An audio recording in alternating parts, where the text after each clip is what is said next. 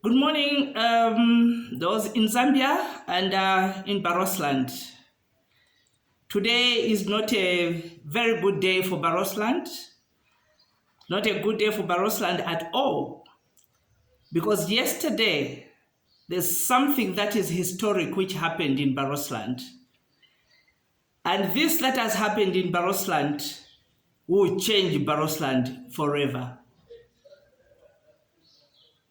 Yesterday, as we woke up, later on in the mornings, we got news that the senior chief of Naliele Palace, Dr. Akashamba Twambikusi, was dethroned. The report that we got was that he resigned. But in actual fact, his resignation, he was just doing a damage control. He was dethroned because there was a group of chiefs. There was a meeting held in Lealui being led by the Litunga. Representatives were from Lukulu, Kalabo, Kaoma itself, Nalolo, Mwandi.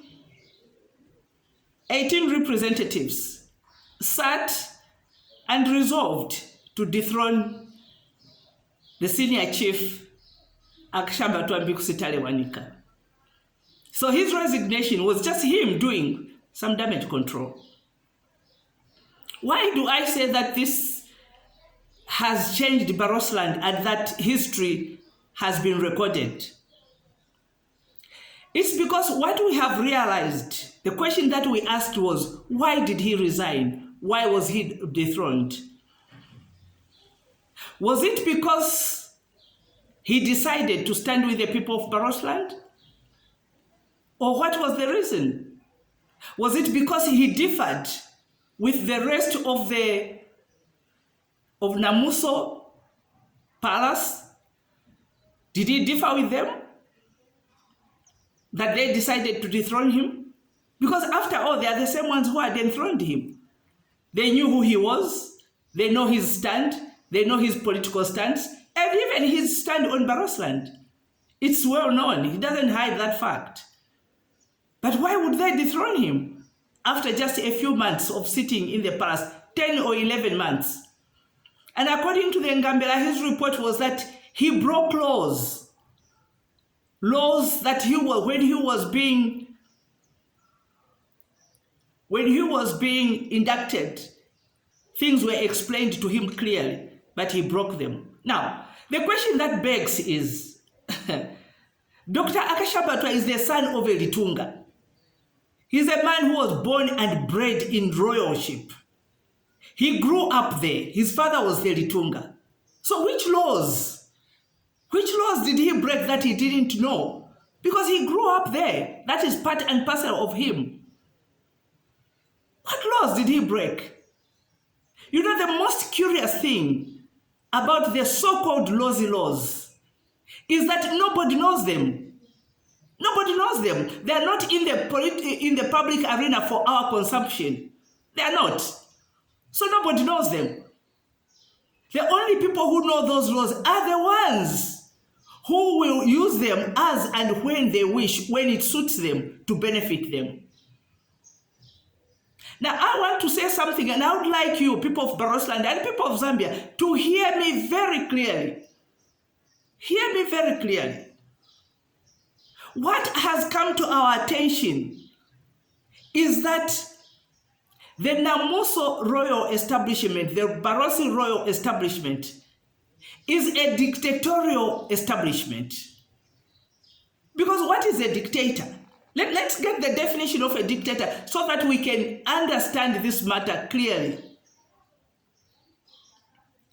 A dictator characterizes the rule of one person,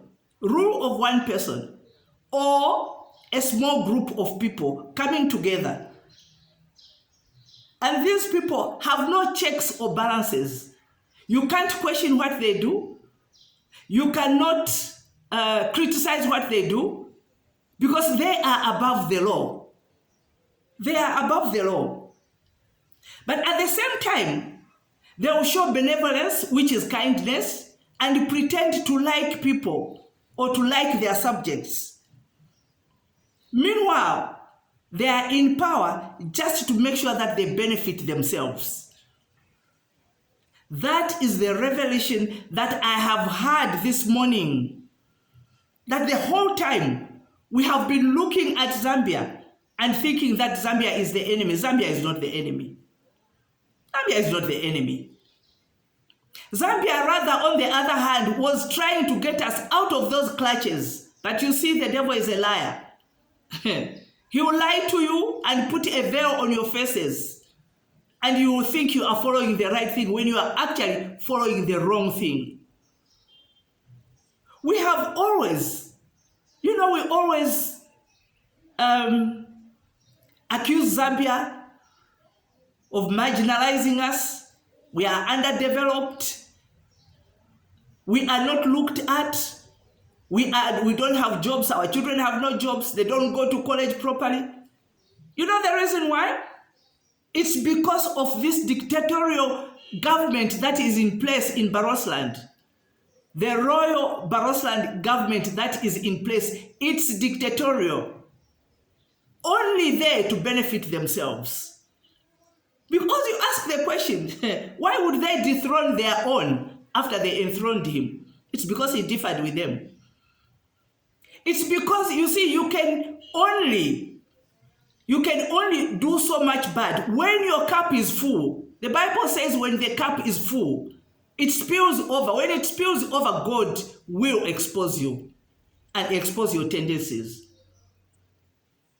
But what they have started, they have set a precedence of dethroning. Now I'm going to speak prophetically because I'm a woman of God. They have started a precedence of dethroning themselves.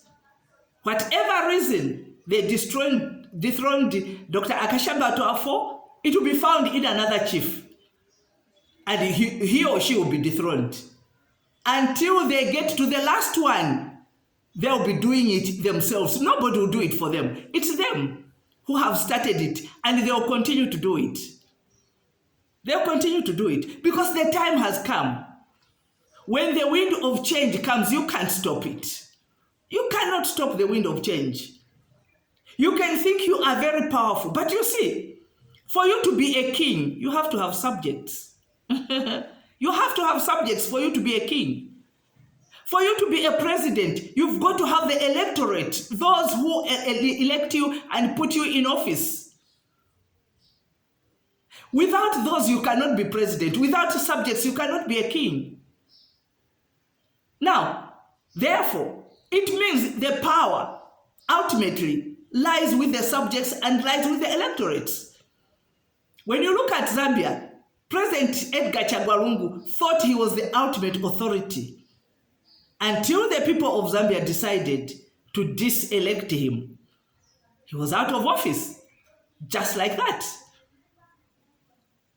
You cannot be a king without subjects. And if you are using dictatorial tendencies to rule over your people, a time has come. The wind of change. What you started when you sat in that building and had that meeting, it was to your own detriment.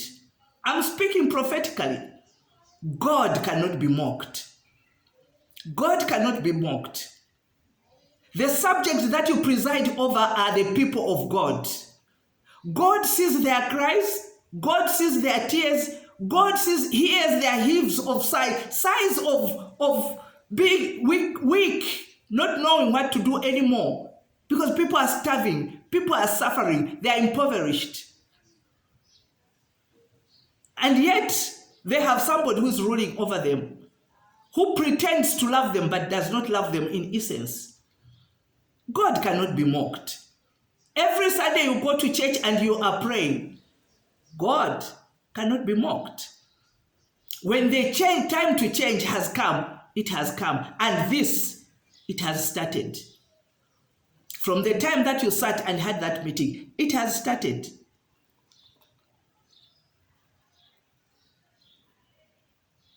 You see, what has happened is that they are using the tradition and the cultural norms of Malos to dictate to us or to brainwash us. In fact, it's to brainwash us. Because you see, we've been brainwashed right from the beginning, from the time we were young. We were taught, do not do this, do not do that, do not do that. We were taught the royal accolades that we are supposed to follow and what we are not supposed to follow. We were taught. So it means that our minds were shaped in such a way that we believe whatever the Litunga says we believe, whatever Namuso says we believe. Because that is how we were brought up. But we were brainwashed right from the word go. And that's why we were looking on the outside, thinking that these are the enemies, when in actual fact, the enemy was sitting right in front of us. We sang accolades.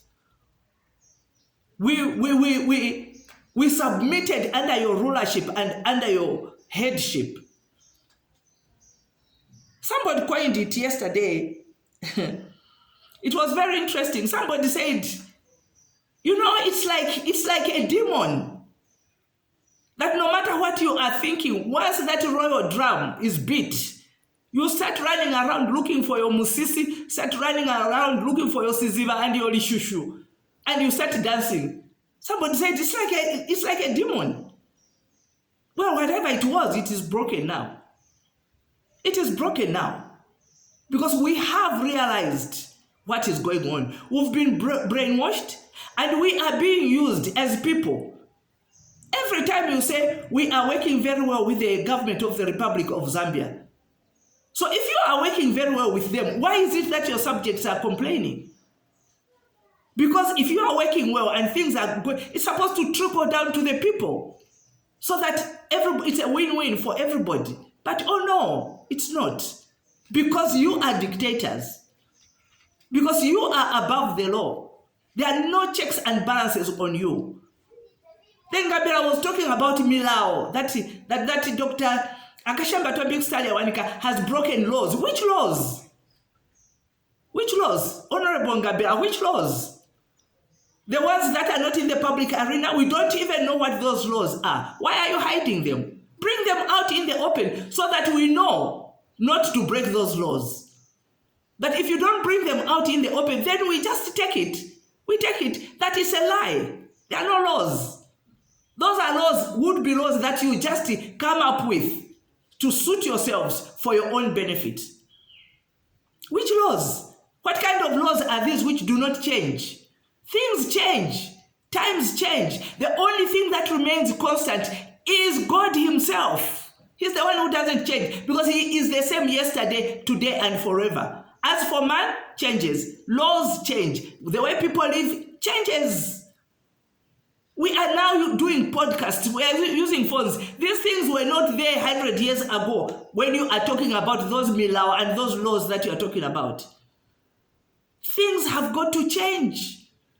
We can't remain the same all the whole time. Why should it only be us who remain the same when the others are moving on and change is happening? Why should we remain the same? Yet on the other side, where you are sitting, you are changing. You are moving with the time. I would like to apologize. At this point, let me apologize to President HH. Let me apologize to Zambia for always pointing a finger at Zambia and saying Zambia is marginalizing us. Zambia is looking down on us. Zambia is not looking after us. No, the enemy was right in front of us, inside, in-house. You use us as baits to further your own activities and to enrich yourselves. You use the lazy people as baits. And that is why you think you are you are above checks and balances. There's nobody who's above the law. Nobody is above the law. If indeed that law is there, nobody is above the law. The Zambian constitution is out in the public domain for anybody to read, to inspect, to critique. If there is a law in Barotseland, bring it out so that we can look at it. So that we can look at it. If not, then there's no law. It's a lie. It's a lie. It's a lie. This is not going to go on forever. Because you always say that you are working with the government of the Republic of Zambia. Guess what? Two can play that game. The only mistake that the government of the Republic of Zambia made was they were having meetings and cutting deals with BRE. That's where they were making a mistake. Come and cut deals and do deals with us, the people of Barotseland. Then you will know where the power is, and then you will have real power. Because power lies with us as Maros, as the subjects of BRE. The subjects are the ones with the power. It's not the other way around. So if you think you can cut deals with or work with the Republic of Zambia, so can we. So can we. And if we change and we bring our allegiance to Zambia, guess what? You have no subjects. And if you have no subjects, how can you be a king when you have no subjects? How can you be a royal establishment when you have no subjects?